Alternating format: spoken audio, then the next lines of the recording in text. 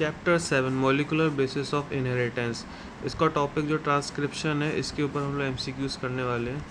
Question number 1, the process of copying genetic information from one strand of the DNA into RNA is term as.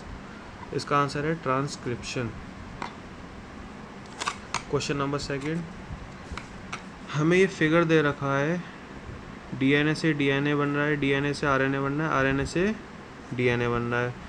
ABC enzymes used in central dogma reverse.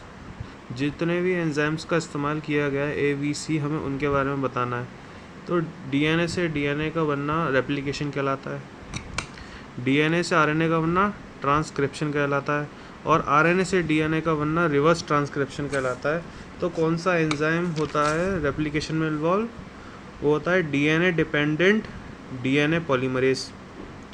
पहले वाले का ए का होगा DNA dependent DNA polymerase.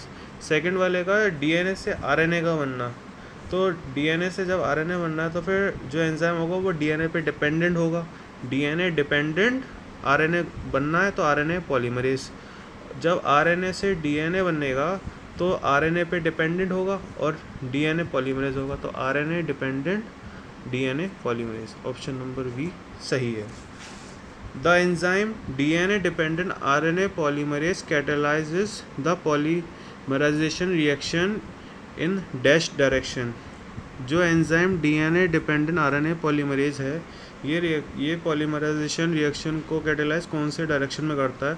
तो वो 5 prime से 3 prime direction में करता है। Question number 4, what would be the base sequence of RNA transcript obtained from the given DNA segment।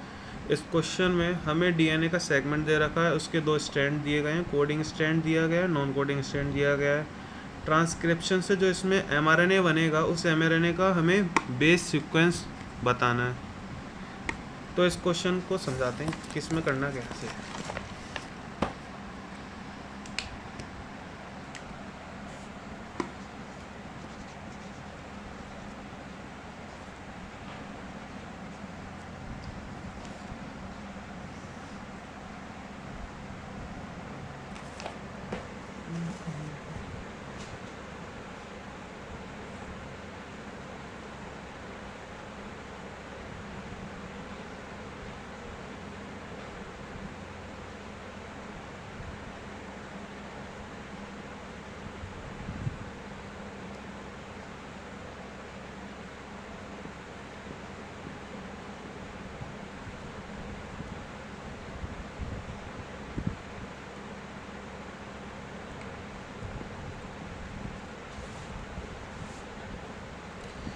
इसको हम लोग कोडिंग स्ट्रैंड कहते हैं, इसको हम लोग नॉन कोडिंग स्ट्रैंड कहते हैं।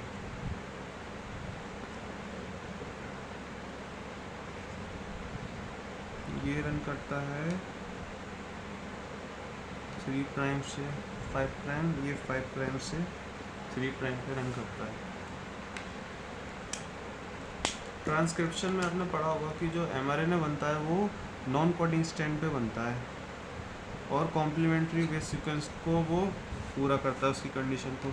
जैसे जी के साथ सी की पेयरिंग होगी, सी के साथ जी की पेयरिंग होगी, ए की पेयरिंग टी की होती है, लेकिन आरएनए के अंदर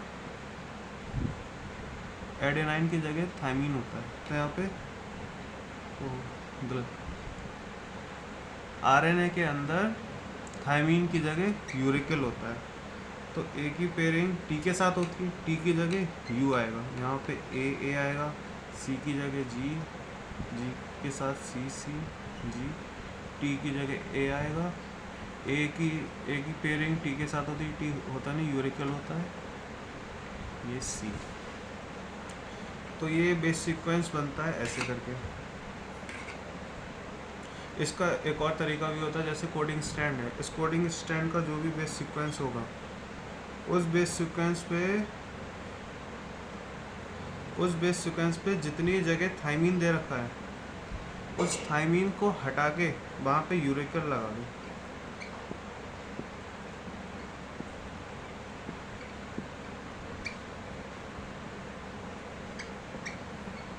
तो भी हमें एमआरएनए का सीक्वेंस मिल जाता है।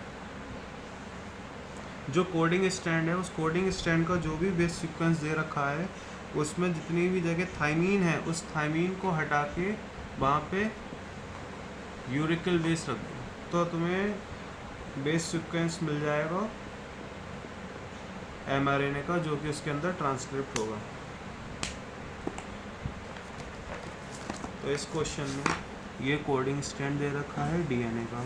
इस कोडिंग स्टैंड पे जितनी भी जगह थाइमीन लगा हुआ है, उस थाइमीन को हटा के वहाँ पे यूरेकल प्लेस कर दो।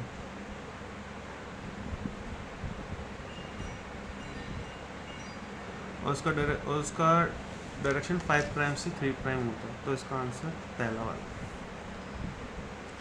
During transcription the site of DNA molecule eight which RNA polymerase bind is called. Transcription के समय डीएनए मॉलिक्यूल की वो साइट जिस साइट पर आरएनए पॉलीमरेज बाइंड करता है वो प्रोमोटर होती है। तो ये 5 एमसीक्यूज हैं जो हमने करे। एनसीईआरटी के अंदर पेज नंबर 108 पे ये क्वेश्चन दे रखा है, जिसमें हमें दोनों स्टैंड दे रखे हैं, डीएनए फ्रेगमेंट के टेम्पलेट स्टैंड और कोडिंग स्टैंड। इसका बेस सीक्वेंस दे रखा है और पूछा गया है can you now right the sequence of RNA transcript from the above DNA. जो ऊपर का डीएनए, इससे जो आरएनए बनेगा उसका सीक्वेंस हमें लिखना है। तो इस क्वेश्चन को करते हैं।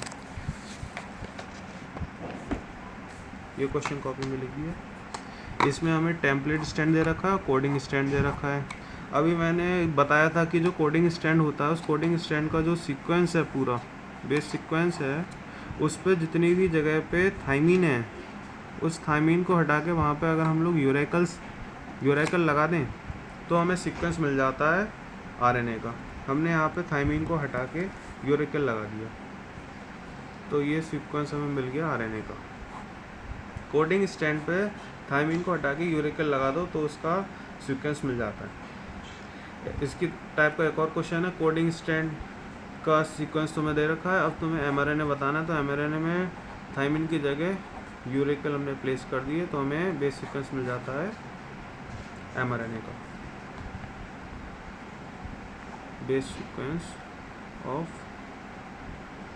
एमआरएनए।